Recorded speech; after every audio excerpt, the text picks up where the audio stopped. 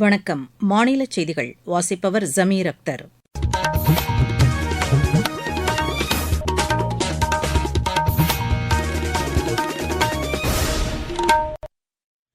தலைப்புச் செய்திகள். மக்களவையில் மாநில மொழிகளில் அதிக அளவில் விவாதங்கள் நடைபெற்றிருப்பது மகிழ்ச்சி அளிப்பதாக பிரதமர் திரு நரேந்திர மோடி கூறியுள்ளார். வளர்ச்சியடைந்த இந்தியாவிற்கான ஊரக வேலை உறுதி மற்றும் வாழ்வாதார இயக்கம் கிராமப்புறங்களை சிறப்பாக மாற்றியமைக்கும் என்று ஊரக வளர்ச்சித்துறை அமைச்சர் திரு சிவராஜ் சிங் சௌஹான் தெரிவித்துள்ளார். சிறுபான்மையினர் நலனுக்காக மாநில அரசு பல்வேறு திட்டங்களை செயல்படுத்தி வருவதாக முதலமைச்சர் திரு மு க ஸ்டாலின் கூறியுள்ளார். தமிழகத்தில் திமுக அரசு தேர்தல் வாக்குறுதிகளை நிறைவேற்ற தவறிவிட்டதாக பிஜேபி மாநில தலைவர் திரு நயினார் நாகேந்திரன் குற்றம் சாட்டியுள்ளார். இலங்கைக்கு எதிரான இரண்டாவது மகளிர் டுவெண்டி கிரிக்கெட் போட்டியில் இந்தியா 7 விக்கெட் வித்தியாசத்தில் வெற்றி பெற்றது. இனி விரிவான செய்திகள். மக்களவையில் மாநில மொழிகளில் அதிக அளவில் விவாதங்கள் நடைபெற்றிருப்பது மகிழ்ச்சி அளிப்பதாக பிரதமர் திரு நரேந்திர மோடி கூறியுள்ளார். இது தொடர்பாக சமூக வலைதளத்தில் அவர் ஒரு நாளிதழின் இணையதள கட்டுரையை பகிர்ந்துள்ளார். அதில் அண்மையில் நடைபெற்ற நாடாளுமன்ற குளிர்கால கூட்டத்தொடரில் நாடாளுமன்ற உறுப்பினர்கள் 160 உரைகளை மாநில மொழிகளில் நிகழ்த்தியிருப்பதாக தெரிவிக்கப்பட்டுள்ளது. அதிகபட்சமாக 50 உரைகள் தமிழில் நிகழ்த்தப்பட்டுள்ளதாக அதில் குறிப்பிடப்பட்டுள்ளது. முந்தைய காலங்களில் மொழிபெயர்ப்பு வசதிகள் முறையாக இல்லாத காரணத்தால் உறுப்பினர்கள் பிராந்திய மொழிகளில் பேசுவதில் சிக்கல்கள் இருந்ததாக அதில் தெரிவிக்கப்பட்டுள்ளது.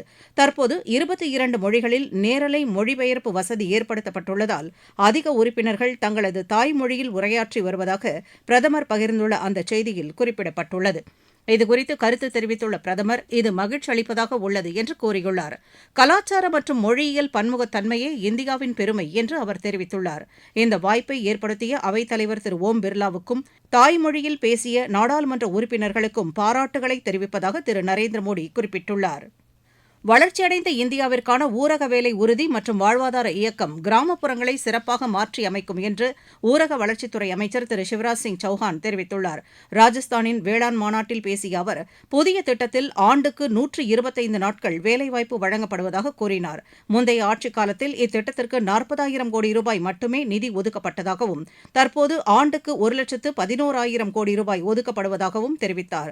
நடப்பு நிதியாண்டில் இத்திட்டத்திற்கான ஒதுக்கீடு 1,51,000 கோடி ரூபாயாக அதிகரிக்கும் என்று அவர் குறிப்பிட்டார்.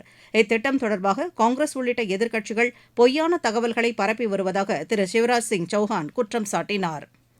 மத்திய வர்த்தகத்துறை அமைச்சர் திரு பியூஷ் கோயல் சென்னையில் மக்கள் மாளிகையில் ஆளுநர் திரு ஆர் என் ரவியை நேற்று சந்தித்து பேசினார். சிறு குறு நிறுவனங்கள் வலுப்படுத்துவது குறித்தும் முதலீடுகள் குறித்தும் ஆளுநருடன் ஆலோசனை நடத்தியதாக சமூக வலைதளத்தில் அமைச்சர் தெரிவித்துள்ளார். தமிழகத்தின் வர்த்தகம் மற்றும் தொழில்துறை நிலவரம் குறித்து ஆக்கப்பூர்வமான கலந்துரையாடலை ஆளுநருடன் மேற்கொண்டதாக திரு பியூஷ் கோயல் கூறியுள்ளார். இந்த சந்திப்பின்போது மத்திய இணையமைச்சர்கள் திரு அர்ஜுன் ராம் மெக்வால், டாக்டர் எல் முருகன் ஆகியோர் உடன் இருந்தனர்.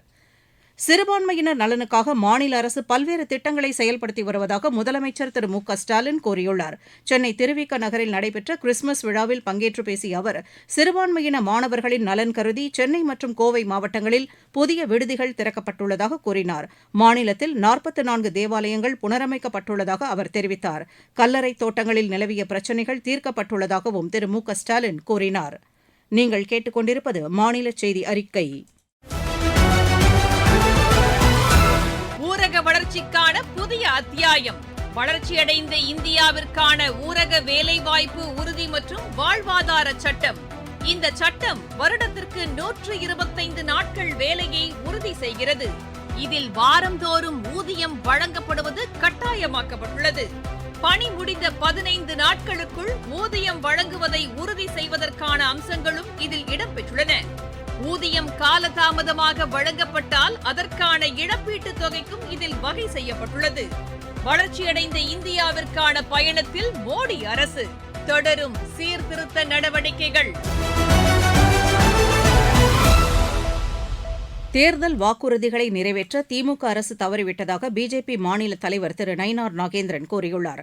நாமக்கல் மாவட்டம் திருச்செங்கோட்டில் பிரச்சார பொதுக்கூட்டத்தில் பேசிய அவர், நாமக்கல் பகுதியில் முட்டை குளிர்பதன கிடங்கு அமைக்கப்படும், மரவள்ளிக்கு ஆதார விலை வழங்கப்படும், கூட்டுறவு அமைப்புகள் மூலம் நூல் கொள்முதல் செய்யப்படும் என்பன உள்ளிட்ட வாக்குறுதிகளை திமுக அரசு நிறைவேற்றவில்லை என்றார். தமிழகத்தில் சட்டம் ஒழுங்கு சீர்குலைந்துள்ளதாகவும் பெண்கள் மற்றும் குழந்தைகளுக்கு எதிரான குற்றங்கள் அதிகரித்துள்ளதாகவும் அவர் குற்றம் சாட்டினார். தமிழகத்தின் வளர்ச்சிக்காக பிரதமர் திரு நரேந்திர மோடி தலைமையிலான மத்திய அரசு இதுவரை 14 லட்சம் கோடி ரூபாய் மதிப்பில் பல்வேறு திட்டங்களை செயல்படுத்தியுள்ளதாக அவர் கூறினார். ஆனால் மத்திய அரசுடன் திமுக அரசு தொடர்ந்து மோதல் போக்கை கடைபிடித்து வருவதாக அவர் தெரிவித்தார். கடந்த 4½ ஆண்டுகளில் தமிழகத்தில் திமுக அரசு புதிய திட்டங்கள் எதையும் செயல்படுத்தவில்லை என்று திரு நயினார் நாகேந்திரன் கூறினார். கிறிஸ்துமஸ் மற்றும் அரையாண்டு தேர்வு விடுமுறையொட்டி சென்னையிலிருந்து வெளியூர் செல்லும் பயணிகளின் வசதிக்காக சிறப்பு பேருந்துகள் இயக்கப்படுகின்றன. இதனையொட்டி சென்னை கிளாம்பாக்கம் பேருந்து நிலையத்தில் கூடுதல் ஏற்பாடுகள் செய்யப்பட்டுள்ளதாக எமது செய்தியாளர் தெரிவிக்கிறார்.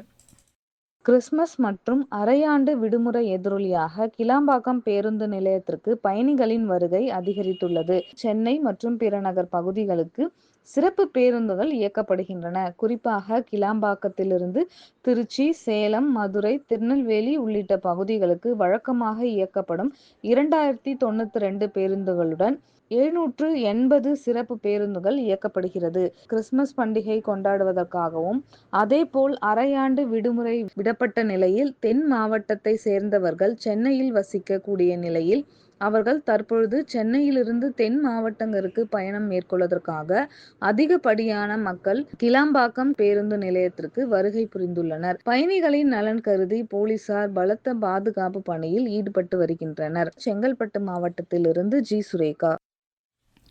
தேசிய ஜனநாயக கூட்டணி தமிழகத்தில் மேலும் வலுவடையும் என்று தமாக தலைவர் திரு ஜி. வாசன் கூறியுள்ளார். அரியலூரில் செய்தியாளர்களிடம் பேசிய அவர், தமிழகத்தில் தேசிய ஜனநாயக கூட்டணி அடுத்த ஓரிரு மாதங்களில் முழுமை பெறும் என்றார். வரும் சட்டப்பேரவைத் தேர்தலில் இந்த கூட்டணி மிகப்பெரிய வெற்றியை பெறும் என்று திரு ஜி. வாசன் நம்பிக்கை தெரிவித்தார். இருவரிச் செய்திகள். தாய்லாந்து மற்றும் கம்போடியா இடையே சண்டை நிறுத்தம் தொடர்பான பேச்சுவார்த்தை தாய்லாந்தின் சாந்தாபுரியில் இன்று நடைபெறவுள்ளது. குடியரசு துணைத் தலைவர் திரு சி. பி. ராதாகிருஷ்ணன் ஆக்ராவில் இன்று நடைபெறும் நாடாளுமன்ற தொகுதி அளவிலான விளையாட்டு விழாவின் பரிசளிப்பு நிகழ்ச்சியில் பங்கேற்கவுள்ளார். பிரதமர் திரு நரேந்திர மோடியை அவரது இல்லத்தில் ஈட்டி எறிதல் வீரர் நீரஜ் சோப்ரா நேற்று சந்தித்து பேசினார். பிரபல ஹிந்தி எழுத்தாளரும் ஞானபீட விருது பெற்றவருமான வினோத்குமார் சுக்லாவின் மறைவுக்கு குடியரசுத் தலைவர் திருமதி திரௌபதி முர்மு, பிரதமர் திரு நரேந்திர மோடி, உள்துறை அமைச்சர் திரு அமித் ஷா உள்ளிட்டோர் இரங்கல் தெரிவித்துள்ளனர். மத்திய உள்துறை அமைச்சர் திரு அமித் ஷா ஹரியானா மாநிலத்தில் புதிதாக பணியில் இணையும் 5000 காவலர்கள் பங்கேற்கும் அணிவகுப்பில் இன்று பங்கேற்கிறார். மறைந்த முன்னாள் பிரதமர் பாரத ரத்னா அடல் பிஹாரி வாஜ்பாயின் பிறந்த தினம் நாளை கொண்டாடப்பட உள்ளதையொட்டி லக்னோவில் இன்று நடைபெறும் கவிதை வாசிப்பு நிகழ்ச்சியில் பாதுகாப்புத்துறை அமைச்சர் திரு ராஜ்நாத் சிங் பங்கேற்கவுள்ளார். மத்திய பணியாளர் நலன் மற்றும் ஓய்வூதியத்துறை இணையமைச்சர் திரு ஜிதேந்திர சிங் தலைமையில் ஓய்வூதியதாரர்களுக்கான சிறப்பு குறைதீர்ப்பு முகாம் புதுதில்லியில் இன்று நடைபெறுகிறது. பெரியாரின் 52வது நினைவு நாளும் தமிழக முன்னாள் முதலமைச்சர் எம். ஜி. ராமச்சந்திரனின் 38வது நினைவு நாளும் இன்று அனுசரிக்கப்படுகிறது. தமிழக பூமிதான வாரியத்தின் தலைவரும் மாநில அமைச்சருமான திரு காந்தி தலைமையில் 6வது பூமிதான வாரிய கூட்டம் சென்னையில் நேற்று நடைபெற்றது. உயர்கல்வித்துறையின் கீழ் இயங்கும் அரசு கல்லூரிகளில் பணிபுரியும் ஆசிரியர்கள் மற்றும் ஊழியர்கள் பணியிட மாறுதலுக்காக இன்று முதல் வரும் 5ஆம் தேதி வரை இணையதளம் மூலம் விண்ணப்பிக்கலாம் என்று மாநில அரசு தெரிவித்துள்ளது.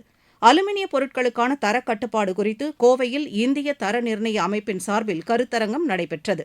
தேனி மாவட்டம் ஆண்டிப்பட்டி பேரூராட்சி பகுதியில் நடைபெற்று வரும் பல்வேறு வளர்ச்சித் திட்டப் பணிகளை மாவட்ட கண்காணிப்பு அலுவலர் திரு எம். கோவிந்தராவ் நேரில் பார்வையிட்டு ஆய்வு மேற்கொண்டார். சென்னை சங்கமம் நிகழ்ச்சியை நடத்துவது தொடர்பாக ஆலோசனைக் கூட்டம் மாநில செய்தி மக்கள் தொடர்புத்துறை அமைச்சர் திரு மு. பே. சாமிநாதன் தலைமையில் சென்னை தலைமைச் செயலகத்தில் நேற்று நடைபெற்றது. விளையாட்டுச் செய்தி. இலங்கைக்கு எதிரான 2வது மகளிர் டுவெண்டி கிரிக்கெட் போட்டியில் இந்தியா 7 விக்கெட் வித்தியாசத்தில் வெற்றி பெற்றது. விசாகப்பட்டினத்தில் நேற்று நடைபெற்ற இந்த ஆட்டத்தில் முதலில் பேட் செய்த இலங்கை அணி நிர்ணயிக்கப்பட்ட 20 ஓவரில் 9 விக்கெட் இழப்புக்கு 128 ரன் எடுத்தது. பின்னர் களமிறங்கிய இந்தியா 11.5 ஓவரில் 3 விக்கெட் இழப்புக்கு 129 ரன் எடுத்து வெற்றி பெற்றது. மீண்டும் தலைப்புச் செய்திகள்.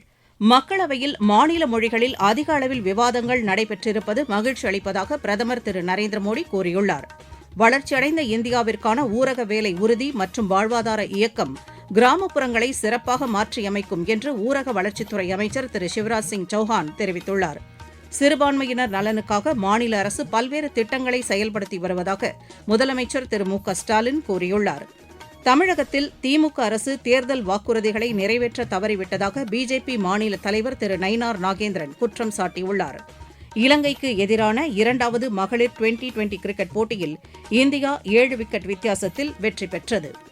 இத்துடன் இந்த செய்தி அறிக்கை நிறைவு பெறுகிறது. எமது செய்திகளை சமூக வலைதள பக்கங்களில் AIR நியூஸ் சென்னை என்ற முகவரியிலும் RN நியூஸ் சென்னை என்ற யூடியூப் சேனலிலும் உடனுக்குடன் அறிந்து கொள்ளலாம்.